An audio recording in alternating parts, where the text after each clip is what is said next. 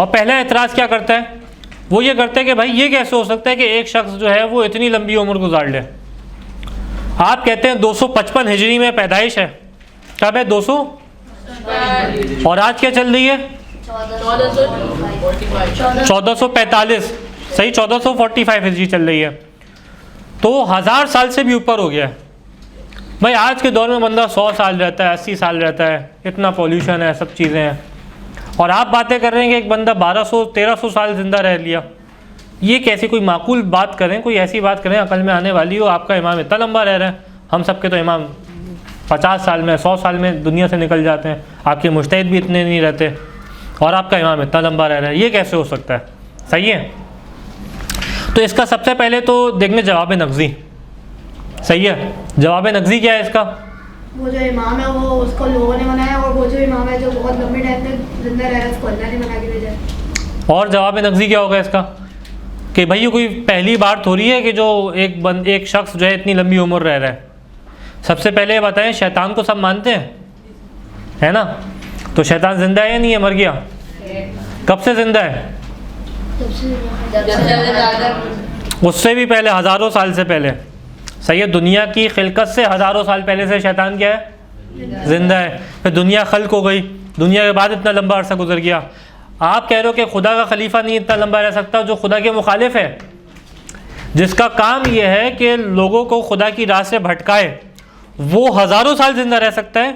और जो खुदा का वली है, सही है, जिसको खुदा ने मुंतखब किया है, वो अगर ज़िंदा रहे तो आपको बात ये समझ नहीं आती। पहला जवाब नक़ज़ी में शैतान आ गया। पर वो एतराज़ करेंगे कि शैतान तो कोई इंसान नहीं है। अभी इंसानों में भी आता है। पहले तो शैतान आ गया, दूसरा दज्जाल। दज्जाल के बारे में इनके पास रिवायात हैं कि ज़िंदा है दज्जाल, सही है। दज्जाल तो इंसान है, और वो इंसान है कि जिसका काम खुदा की मुखालिफत का है, खुदा के साथ वाला नहीं है, ये खुदा के अगेंस्ट पार्टी में है, और वो ज़िंदा है आपके मुताबिक, सही है। फ़लाने जजीरे में रहा है, ये है वो है, तमाम रिवायात हैं इनके यहाँ पास। तो इतने 1000 साल से वो ज़िंदा है, लेकिन जो खुदा का खलीफा है वो क्या है, उस पर आपको शक होता है। अच्छा, इसके अलावा खुदा के और खलीफा भी हैं जो ज़िंदा हैं, जिन पे आपको शक नहीं होता। मिसाल के तौर पे क्या? हज़रत ईसा अलैहिस्सलाम, सही है। जनाबी ईसा ज़िंदा है या नहीं है? सबका अक़ीदा है जनाबी ईसा ज़िंदा है, सही है, सबका अक़ीदा है, इसमें कोई शक हो शुबे की गुंजाइश है ही नहीं। और इमाम ज़माना से ज़्यादा अरसा हो गया ज़िंदा हुए हुए, रसूल खुदा से पहले की शख्सियत है, तो इमाम ज़माने से ज़्यादा अरसा हो गया। तो वहाँ पे तो आप शक नहीं कर रहे, लेकिन यहाँ पे पेश करें तो आपको क्या हो रहा है, इतनी लंबी उम्र कैसे हो सकती है? अच्छा, एक और क्या है, जनाब नूह अलैहिस्सलाम। जनाब नूह की उम्र कुरान ने कितनी कही है? कुरान के अंदर आयत है, लक़द अरसलना नूहन इला क़ौमी फ़लबिसा फ़ीहिम अल्फ़ सना इल्ला 50 आमा। हमने जनाब नूह को उनकी कौम में भेजा, और जनाब नूह 950 साल अपनी कौम में जाके तबलीग की। अच्छा, ये वो अरसा है जो तबलीग की है, ये वो नहीं जो उनकी ज़िंदगी का टाइम स्पेन है, सही है। मैं यहाँ पे आया, 1 घंटे बैठा, 1 घंटे बात की, मेरी ज़िंदगी 1 घंटे की नहीं हुई है, ज़िंदगी तो लंबी, 1 घंटे बात की है मैंने। तो जनाब नूह की वो ज़िंदगी जो उन्होंने, जिनको कौम के पास भेजा गया, वो कितना है? 950 साल, सही है। कुरान की ज़बानी, कुरान की वाज़ेह आयत है, सही है। सूरह मुबारक अनकबूत आयत नंबर 14, सही है। फ़लबिसा फ़ीहिम अल्फ़ सना इल्ला 50 आमा, 950 साल। टोटल ज़िंदगी कितनी है? कितनी? आयत नंबर बताएगा दोबारा। सूरह मुबारक अनकबूत आयत नंबर 14। 2300 साल रिवायत मौजूद है इमाम सादिक अलैहिस्सलाम से, जो बयान करती है इनकी टोटल ज़िंदगी है। लेकिन अगर चले आप रिवायत को हटा भी दें, कहे भाई आपकी रिवायत है, आपके रावी हैं, आपके किताबें हैं, नहीं मानते, कुरान तो मानते हो, कुरान में 950 साल है, तो ये कोई ताज्जुब की बात नहीं है। यानी हमारे पास बहुत सारी ऐसी मिसालें हैं कि जो इतनी लंबी ज़िंदगियाँ गुजारी हैं। एक बात तो ये पहली जवाब क्या होगा? जवाब नक़ज़ी। जवाब नक़ज़ी किसे कहते हैं? यानी आप कुछ ऐसी मिसालें पेश करें कि जो उनके यहाँ भी पाई जाती हैं और उसको कबूल करते हैं, जिस पे दोनों का तसालुम है, जिसको दोनों मानते हैं, कम अज़ कम वो मानते हैं, उनको पेश करें, और वो उसके बाद जो है वो वैसे ही कज़िया हमारे पास हो तो एतराज़ कर रहे हो। वाज़ेह यहाँ तक। दूसरा जवाब आता है जवाब हल्ली, यानी इसको थोड़ा सा तहलील करें, थोड़ा सा खोलें, बात क्या है यहाँ पे। और वो पहला जवाब ये कि मौत और हयात खुदा के इख्तियार में, सही है। ये चीज़ें हमारे हाथ में नहीं है, ये चीज़ें खुदा के पास है। खुदा जिसको चाहे जितनी उम्र दे। कोई एतराज़ कर सकता है इस पर? कोई कह सकता है कि खुदा कादिर नहीं है एक बंदे को 2000 साल ज़िंदगी देने पे? नहीं कह सकता कोई। ये तमाम चीज़ें खुदा के हाथ में, ख़ास तौर पे मौत का मरहला हत्ता डॉक्टर्स के हाथ में भी नहीं होता। बाज़ औक़ात पूरी कोशिश कर लेते हैं, बंदा नहीं बचता। बाज़ औक़ात इत्तेफाक से वो क्लिनिक तक पहुँचा ही नहीं होता, लेकिन कुछ ऐसा हो जाता है बच जाता है। ऐसा होता है ना, यानी मौत बेयदिल्ला है, उसके हाथ में है। तो जब उसके हाथ में है तो अब इस पर कोई एतराज़ नहीं बनता, इस पर कोई इश्काल और सवाल नहीं बनता। पहला जवाब तो ये हो गया। यानी आप खुद आपका सवाल करना कि कैसे हो सकता है एक बंदा इतनी लंबी ज़िंदगी गुजार ले, कुदरत खुदा के ऊपर सवाल है। सही है एक चीज़। अच्छा, ये एतराज़ सामने वाला कब करेगा? जब वो ये मान ले कि विलादत है। सही है, इसलिए हमने पहले किस पे बात की थी? वजूद के ऊपर और विलादत के ऊपर। जब वहाँ पे बात कर ली तो इस सवालात पे हमारे हैं। सही है। दूसरा क्या है? मौत और हयात हमारी निस्बत से है, खुदा की निस्बत से क्या है?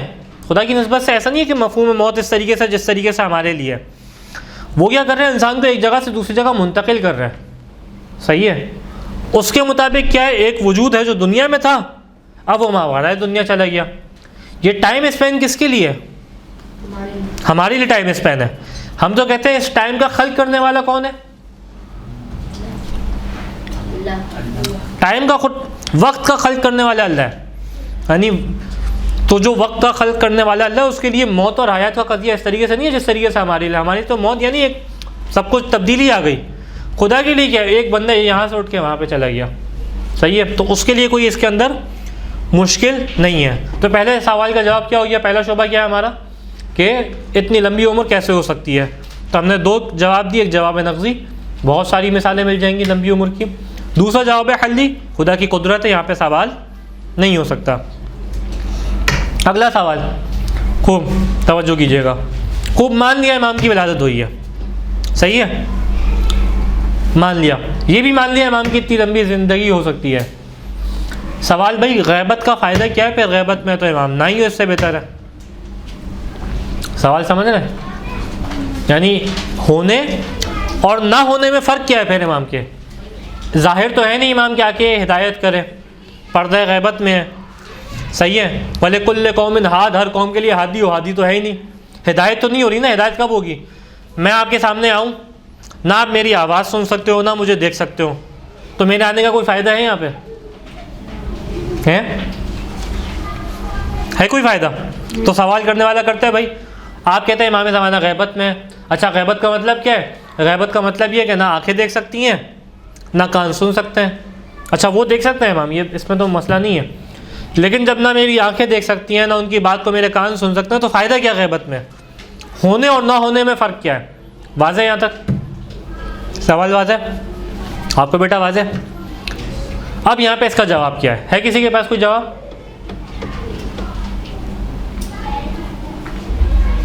तो इस तरह नाउज़ुबिल्लाह आप खुदा को झूठा कह रहे हैं क्योंकि खुदा ने वादा किया।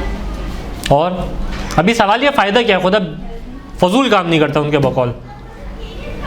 आप बताएंगे? आप बताएंगे बेटा क्या जवाब है इसका? कोई सवाल करे भाई आपके इमाम गैबत में है, होने और ना होने में क्या फ़र्क है फिर यहाँ पे? आप बताओगे बच्चे?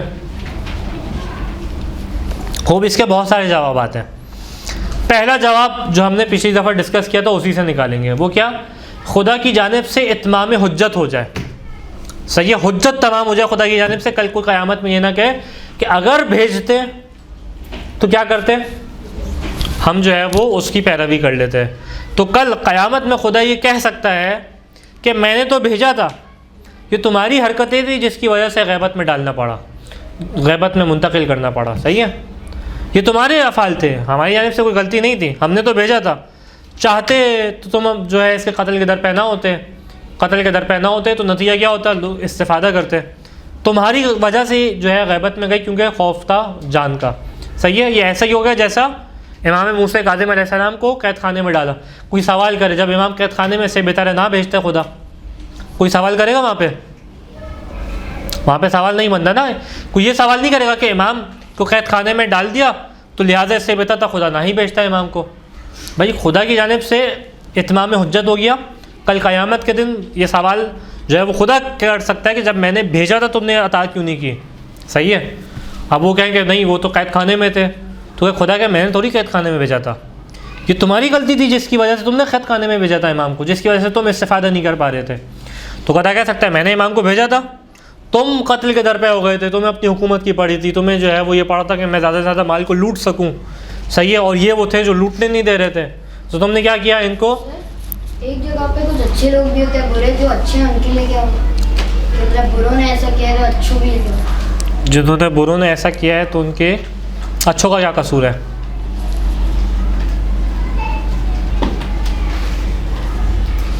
अच्छों का कोई कसूर नहीं है यहाँ पे, अच्छों का कसूर नहीं है, लेकिन अच्छे भी सवाल नहीं कर सकते।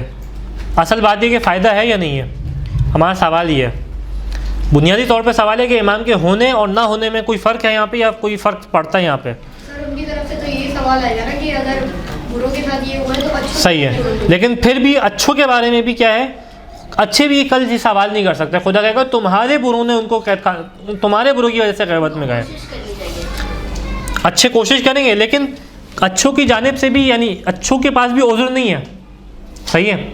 यानी क्या मतलब, अच्छे कल सवाल करें खुदा से कि हमारे क्या कसूर था, हम तो अताज करने वाले थे, तो खुदा ये नहीं कहेगा कि मेरी गलती है। गलती ना खुदा की है ना अच्छों की है, किसकी है, बुरों की गलती है। हमें खुदा को बुराई से निकालना है, हमें खुदा को बताना है कि खुदा की गलती नहीं है। वाज़ेह यहाँ पे, यानी हम यहाँ पे साबित क्या कर रहे हैं, यहाँ पे साबित ये कर रहे हैं कि खुदा की जानिब से दलील तमाम हो जाए। अब जो खुदा की जानिब से दलील तमाम हुई है, मुमकिन है अच्छे इसको कबूल करें, अच्छे ना करें, लेकिन खुदा की जानिब से बात तमाम है। मिसाल के तौर पे मैं आपको 50 रुपये दूँ, मैं कहूँ कि कल जो है ना जो सवाल के जवाब देगा अगले हफ्ते उसको मैं 50 रुपये दूँगा, तो थोड़ा सा पैसे तो बढ़ाएं, 50 दे रहे हैं आप, सही है, चलो 5000 रुपये दूँगा, सही है भाई, खुश हो जाएगा वो बेचारे मेहनत करके तकरीर की है, फर्स्ट आया है, वो 5000 रुपये मिले, मैं आपको ऐसे ही 5000 रुपये दे दूँ, खुश हो जाएंगे आप, खुश हो गए वैसे ही सुन के 5000 रुपये सब, तो क्या है 5000 रुपये दूँ। अच्छा कल मैं लेके अगले हफ्ते आऊँ, आपने जवाब दिया, मैं 5000 रुपये लेके आ जाऊँ, मैंने आपको पैसे दिए 5000 रुपये, ये बच्चा आ गया, इसने आया आपसे लिफाफा छीन लिया। अब आप बोलेंगे सर आपका क्या कसूर है, आपने पैसे क्यों नहीं दिए। मैं तो कह सकता हूँ भाई मैंने पैसे दे दिए, इसने छीन लिया आपसे पैसे, ऐसा ही है ना। आपको कंपनी जो है वो कहीं आपको प्राइस मिले मोबाइल, आप वापस जा रहे हैं, पीछे जो है वो आपके 2 बाइक वाले आ जाए, दोनों हेलमेट पहने हुए हो, हाँ भाई रुको कहाँ जा रहे हो, लाओ निकालो क्या है, अरे यार अभी तो डिब्बा पैक मिला है, दे दो फ़ौरन। आप बोलेंगे यार मदरसे का कसूर है इसमें, तो मदरसे का कसूर नहीं है, उसने छीना है, सही है। ऐसे ही यहाँ पे भी है, अच्छे की गलती नहीं है, बात सही है, अच्छे का क्या कसूर है, लेकिन अल्लाह का कसूर भी नहीं है। कसूर किसका है, बुरे का है। और हमें ये साबित करना है कि यहाँ पे अल्लाह का कसूर, ये फ़ायदा इमाम के होने का फ़ायदा ये है कि अल्लाह के ऊपर इश्काल नहीं हो रहा। वाज़ेह यहाँ पे, अच्छा सवाल किया था हसन तुम, खूब। दूसरा फ़ायदा क्या, पहला फ़ायदा वाज़ेह हो गया। अच्छा ये वो फ़ायदा है कि आप चाहे किसी ईसाई के सामने भी पेश करें ना, क्योंकि अकली फ़ायदा है, वो भी कबूल करेगा इसको। एथियस्ट भी हो ना सवाल करने वाला, और आके सवाल करे तुम्हारे इमाम का क्या फ़ायदा है, और आप उसके सामने पहले कायदा लुत्फ़ बयान करें जो हमने पिछले हफ्ते पेश किया, और उसके बाद ये जवाब दें, तो वो भी क्या करेगा, एतराज़ नहीं कर सकता। वाज़ेह। अगला फ़ायदा जो है वो आप एथियस्ट के सामने पेश नहीं कर सकते, सही है। अब ये हमारे मबानी के एतबार से जवाब है, यानी जो हमारी बातें हैं ना, जो हमने चीज़ें तय की हैं, इसके लिए आपको एक पूरी सफ़र तय करना पड़ेगा हमारे साथ, सही है। हमारे अक़ीदे मानने पड़ेंगे, रिवायात को मानना पड़ेगा, कुरान को मानना पड़ेगा, फिर आपको बात समझ में आएगी। पहला जवाब क्या है, एथियस्ट पूछे, ईसाई पूछे, यहूदी पूछे, और कौन है, हिंदू पूछे, ब्राह्मण पूछे, कोई भी पूछा आप उसको जवाब दे सकते हैं। सिख पूछे, कोई है जानने वाला, उसको जवाब दे सकते हैं, लेकिन अगला जवाब ऐसा नहीं है। अगला क्या है, हमारा अक़ीदा ये है कि दुनिया की नेमतें जो हैं, जो आसमान से दुनिया पे नाजिल हो रही हैं, इसको लेके दुनिया वालों तक पहुंचाने वाली हस्ती कौन है, वो इमाम की हस्ती है। यानी नेमत इलाही इंसान तक ना पहुँचे अगर वजूद इमाम ना हो, ये हमारा अक़ीदा है।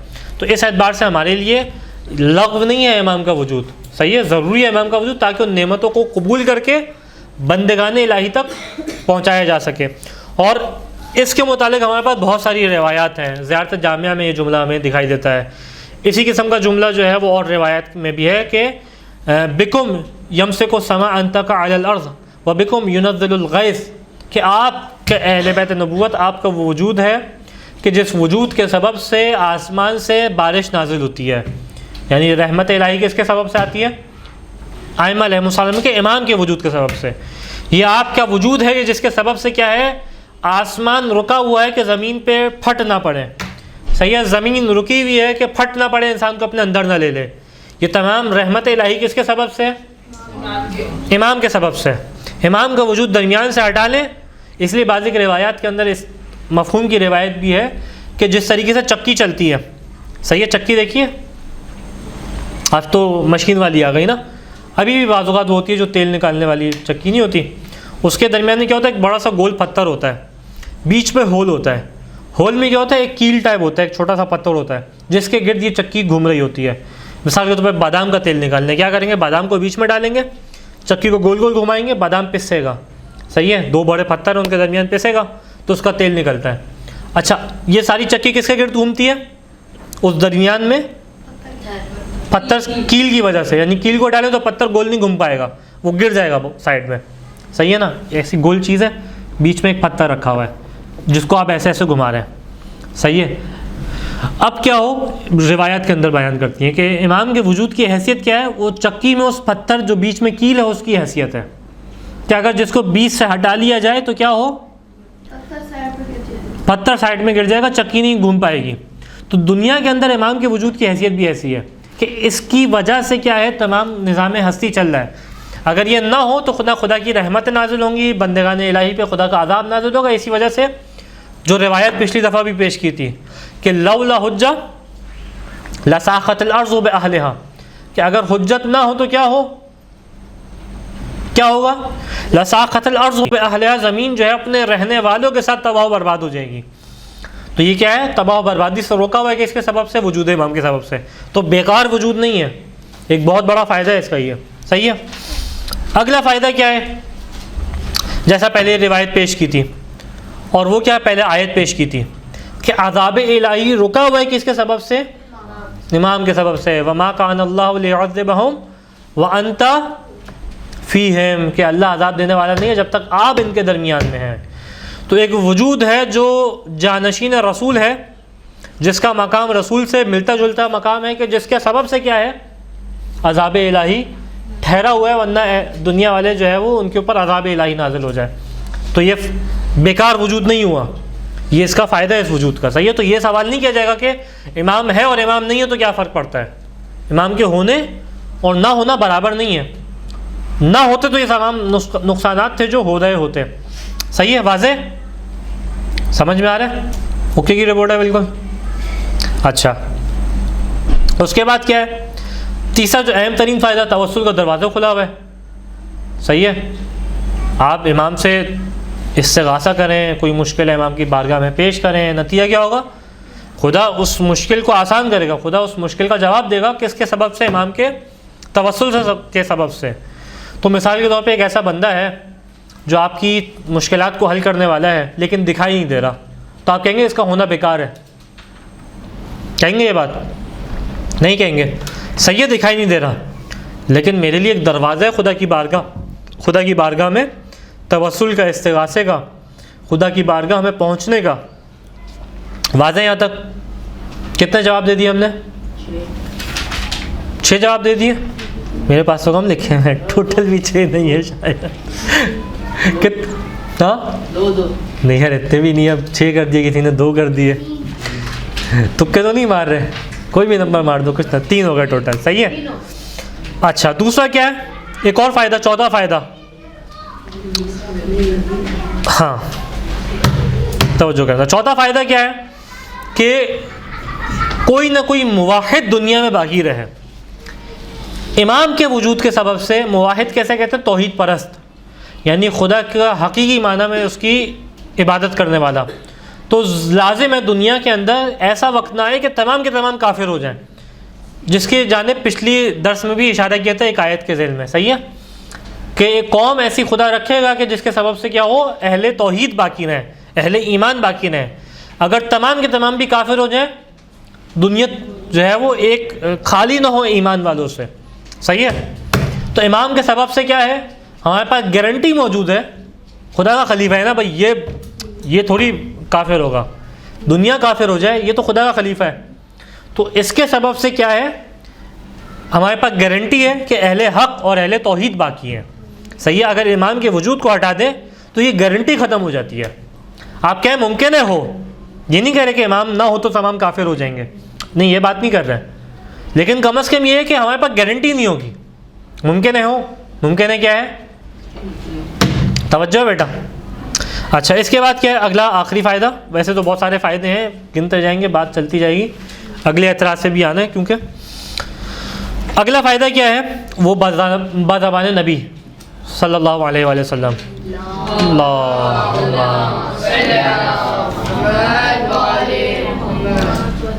यह आपको लग रहा है लग़्व है, सही है, यह आपकी निगाह की वुसअत में कमी है, या आपकी आंखों की जो है ना वो उसमें कमी, आपको पूरा मंज़र दिखाई नहीं दे रहा।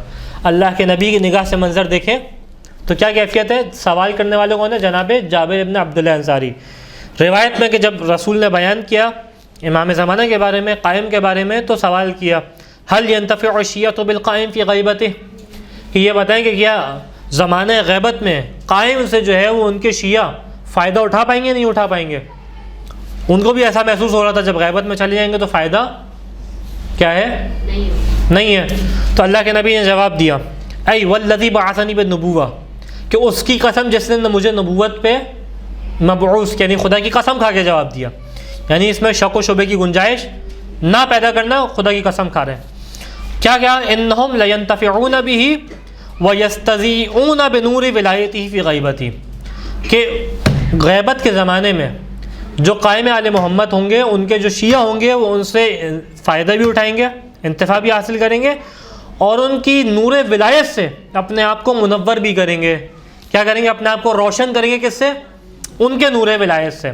अच्छा, कैसे, का इंतफ़ा नासी बिशम्स व इन जल्लल्लाह सहाब, जिस तरीके से सूरज से लोग फ़ायदा उठाते हैं अगरचे इसके ऊपर क्या आ जाए, बादल आ जाए। अभी क्या टाइम हो रहा है, 4:45 हो रहा है ना, बादल आ गए होंगे, शाम का टाइम है, नहीं अभी तो सूरज है। बादल कब आते हैं, जब बारिश होती है, फिर भी सूरज की रोशनी होती है, फिर भी एक सूरज की रोशनी होती है। आप ये नहीं कहते सूरज का फ़ायदा नहीं है, यानी गोया शायद इशारे है जानिब के सही है, दिखाई नहीं दे रहे, सही है, नज़र नहीं आ रहे, सही है, ज़ाहिरी वजूद नहीं आ रहा, लेकिन वो नूर की शुआएँ हैं जिसको अगर हटा लिया जाए तो दुनिया में जिस तरीके सूरज को हटा लिया जाए तो पेड़ पौधे नहीं उग सकते, सही है। तो इमाम की नूर है कि जिससे ज़मीन में पेड़ पौधे और यानी लोगों तक जो है वो चीज़ें पहुंच रही हैं, अगरचे इंसानी आँख उसको नहीं देख रही, सही है।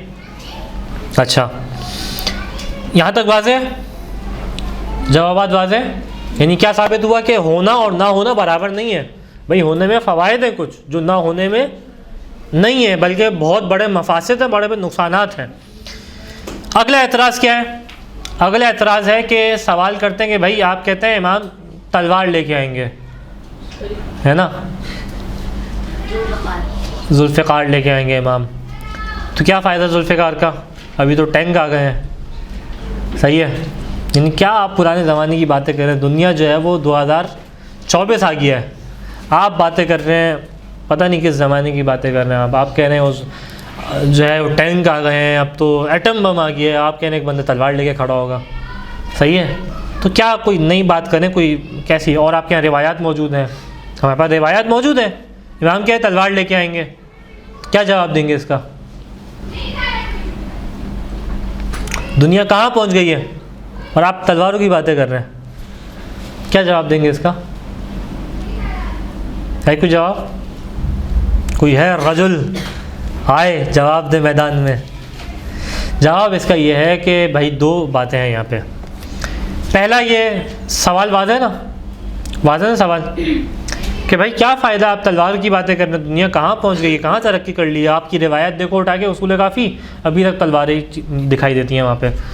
तो इसका जवाब ये, पहला उलमा ने दो कैटेगरी में इसको बयान किया। पहला ये कि बाज़िक ने कहा कि यहाँ पे तलवार रम्ज़ है, सही है, इस्तिआरा है किस चीज़ का, कुदरत की जानिब, यानी तलवार लेके आएंगे, मुराद क्या है कि इमाम की कुदरत को बयान करना चाह रहे हैं। मुराद ये नहीं है कि हाथ में तलवार होगी इमाम, यानी वो विरासत इमाम अली मौजूद होगी सही है, लेकिन जंग में उसको इस्तेमाल करने वाले कज़िया ये नहीं है, बल्कि रम्ज़ है किस जानिब के इमाम की कुदरत होगी, ताकत होगी। एक जवाब उलमा ने ये दिया। लेकिन इस जवाब के अंदर टेक्निकली कुछ मसाइल हैं। और टेक्निकल मसाइल क्या है इसके अंदर कि हमारे पास बहुत सारी रिवायत हैं जो ज़ाहिर हैं तलवार के अंदर। सही है, आप किसी भी रिवायत को ऐसी अपनी मर्ज़ी से नहीं घुमा सकते। मेरा दिल नहीं चाह रहा, मज़ा नहीं आ रहा है इस रिवायत के अंदर, तो इसको जो है मुराद ये ले लें, दज्जाल की आँख है, एक आँख तो मज़ा नहीं आ रही, कैमरे की आँख मुराद है इससे। सही है, आप अपनी मर्ज़ी से चीज़ें नहीं घुमा रहे होते, हमें कोई दलील चाहिए होती है बात करने के लिए। सही है, क्या भाई यहाँ पे पेशानी पे आँख अच्छी नहीं लग रही, नाक आ जाएगी, फेस एक्सप्रेशन अच्छा नहीं बन पाएगा, ये तो कैमरे की आँख मुराद है इससे। हम ऐसी नहीं रिवायत को घुमा सकते, रिवायात के ऊपर हमें कोई दलील चाहिए होती है। तो यहाँ पे मसला क्या है, बहुत सारी ऐसी रिवायात हैं जिसके अंदर तलवार वाज़ेह तौर पे है। इतनी आसान नहीं है कि आपको कि हर जगह जो है वो रम्ज़ है किसका, कुदरत की जानिब, इतना आसान नहीं है चीज़ को। तो पहले जवाब के अंदर एक जो है ये ज़ौफ़, एक कमी मौजूद है।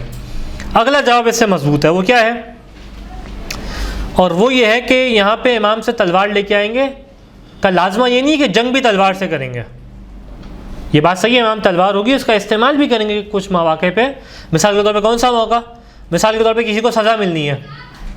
सही है, आज के ज़माने में बाज़ औक़ात क्या होता है, इलेक्ट्रिक शॉक देते हैं, फांसी पे लटकाते हैं, कोई तोप थोड़ी लेके आते हैं मारने के लिए। सही है, लाजिम थोड़ी है किसी को फांसी देनी है पहले तोप लेके आए, जब तक तोप नहीं आएगी तो, क्योंकि 2024 आ गया है और 2024 का तकाज़ा है कि तोप तो हो कम अज़ कम मारने के लिए। लाजिम तो नहीं है एटम बम मारेंगे इसको मारने के लिए, रॉकेट मिसाइल मारेंगे, ज़रूरत नहीं है इसकी। सही है, फांसी लेनी है किसी को, क्या करेंगे आप, गोली मार देंगे उसको, जो है वो फांसी पे लटका देंगे। वहशी बातें कर रहे हैं हम लोग थोड़ी सी। सही है, तो क्या है कि तलवार का इस्तेमाल किस मौके में, मिसाल के तौर पे एक मौका बन सकता है, किसी को सज़ाएँ देनी है, उसमें मौला अली की तलवार का इस्तेमाल कर सकते हैं। यानी इसका मुलाजमा ये नहीं है, तलवार की जो रिवायात है उनका मुलाजमा ये नहीं कि जंग में भी तलवार का इस्तेमाल हो। सही है, और फिर बाज़ लोगों ने ये भी कहा कि जो कि साबित करना मुश्किल काम है एक बहरहाल, वो ये कि मुमकिन है दुनिया उस ज़माने में वापस पलट जाए। अभी सब एटम बम इस्तेमाल कर लें, क्या होगा, सब तबाह हो जाएंगे। सही है, अभी मिसाल के तौर पे जो यमन का मसला चल रहा है, सही है, रेड सी के पास से, तो वहाँ पे सारी इंटरनेट की तारें भी हैं, नेट की जो दुनिया कनेक्ट होती है, इंटरनेट की तारें। अभी तो स्टारलिंक तो अभी निकला है ना, जो सैटेलाइट से जो आपको नेट प्रोवाइड करता है, लेकिन ये भी सबके पास ये डेवलप होने में टाइम लगेगा, सबके पास ये चीज़ें मौजूद नहीं है, उसको पहले सबने परचेज़ ही नहीं किया हुआ, बहुत सारे मुल्कों में अभी अलाउ नहीं है ये स्टारलिंक। तो नेट कैसे पहुंचता है, समंदर से तारें पहुंचती हैं, समंदर के ज़रिए पूरा इंटरनेट का एक जाल बिछा हुआ है। वो अक्सर तारें कहाँ से गुजर रही हैं, रेड सी के पास से। रेड सी कहाँ पे, यमन है। यमन में कौन है, हाउसीज़ हैं। सही है, हाउदीज़ हैं। वो क्या करते हैं, अगर तार काट दें नेट की सारी, क्या होगा, सारा नेट बंद हो जाएगा। इतनी कमज़ोर है दुनिया, हमें लगता है बहुत ताकतवर है। सही है, हमारी आंखों का धोखा है, हम देखते हैं भाई नेट है, चीज़ें हैं, ये सब है, कुछ नहीं बिगड़ने वाला, कुछ बड़ी बात नहीं है। कितनी कश्तियाँ तो डुबोई उन्होंने, काट दे नेट की तारें सारी, क्या होगा, बाज़-औक़ात नहीं हो पूरे पाकिस्तान में, बाज़-औक़ात पूरा नेट बैठ जाता है। सही है, शार्क ने नेट की तार खा ली, उसको भूख लग रही थी, क्या हुआ भाई, पूरे मुल्क का नेट बैठ गया, डाउन हो गया सर्वर। ये चीज़ें होती हैं ऐसी, कोई ऐसी अजूबी बात नहीं है ये चीज़ें। तो इंसान जितनी तरक्की कर ले, ऐसा नहीं है कि हमेशा जो है वो हाई रहेगा, नहीं पता कुछ भी हो जाए। लेकिन बहरहाल इसमें साबित करना ये चीज़ नहीं है। ज़्यादा बेहतर जवाब कौन सा है, वो दूसरा वाला, कि ये मुलाजमा नहीं है। जहाँ पे आप एतराज़ करना चाह रहे हैं, आपका एतराज़ क्या, इमाम जंग तलवार से करेंगे। भाई हमने कहा इमाम जंग तलवार से करेंगे, हमने कहा तलवार ले जाएंगे, इमाम अली की विरासत होगी। सही है, ये तो नहीं कहा कि जंग में, मैदान जंग में भी तलवार का इस्तेमाल इस तरीके से और इसी पे मौकूफ़ होगी जंग। सही है, ये बात हो गई वाज़ेह यहाँ तक। कोई सवाल, कोई सवाल है, इतना वाज़ेह बयान किया मैंने, खूब। अगला एतराज़ ये कि हिदायत कैसे हो रही है ज़माने ग़ैबत के अंदर। हिदायत के लिए हादी का सामना होना ज़रूरी है। यहाँ पे सिर्फ जवाब नकदी पेश करेंगे और फिर आगे बढ़ेंगे। सही है, और वो क्या है कि हिदायत कैसे हो रही है ज़माने ग़ैबत के अंदर। तो इसका बहुत सादा सा जवाब है, सब मुसलमान मानते हैं, सब मुसलमान इस चीज़ को मानते हैं। एतराज़ समझ में आ रहे हैं, इमाम तो ग़ैबत में है, तो हिदायत जो अम्र, जो लाजमी अमर है, उसको कैसे अंजाम दे रहे हैं। बहुत सादा सा जवाब है, ये बताएं, शैतान दिखाई देता है? देखा है किसी ने शैतान को? अच्छा, ये मानते हैं वो वसवास डालता है, भटकाता है। तो शैतान जो खुदा के बिल्कुल मुखालिफ है, सही है, जिसने खुदा का अव्वलता जो है वो खुदा के बागी हुआ है, वो ये सलाहियत रखता है कि बग़ैर देखे, सही है, बग़ैर सुने इंसानों को बहका सके, सही है। तो जो खुदा का नुमाइंदा है वो हिदायत नहीं कर सकता क्या? अब कैसे करता है ये हमें नहीं मालूम, सही है। हमें पास वाक़यात मौजूद हैं, लिखे हैं, हम कायदा कुलिया नहीं निकाल रहे, हमारे पास वाक़यात मौजूद हैं। वो कौन से? मिसाल के तौर पे इमाम, एक बंदे से मुलाकात हुई, बाद में पता चला ये इमाम थे, सही है। कहीं पे कोई बहुत मुश्किल हो गई, इमाम ने आकर उसकी मुश्किल हल कर दी, बाद में चले अरे ये तो इमाम थे। इसी तरीके से वो रिवायत जो अब्दाल के बारे में, अब्दाल कौन, कि जो इमाम के बाज़ रिवायत में 30, बाज़ रिवायत में 45, 45, इस तरीके से हमें पास चीज़ें मिलती हैं जो इमाम का नेटवर्क चलाने वाले हैं एक तरीके से, जिनसे इमाम की बाकायदा मुलाकात होती है। ये रिवायत भी मौजूद है। तो इमाम कैसे हिदायत करें नहीं मालूम हमें, सही है, नहीं मालूम। कुछ रिवायत है, कुछ वाक़यात हैं, लेकिन इससे हतमी फ़ैसला हम नहीं निकाल सकते। लेकिन हमें इतना मालूम है कि बग़ैर देखे, बग़ैर सुने भी काम होता है, और ये आप भी मानते हैं। शैतान के मामले में आप नहीं इनकार करते इस चीज़ का। वाज़ह यहाँ इसका जवाब क्लियर है। बात है, हमने 4 शोबे पेश किए, चारों का जो है वो जवाब कोशिश किया मुख्तसर अंदाज से पेश करें। तफसील इसमें और भी हो सकती है।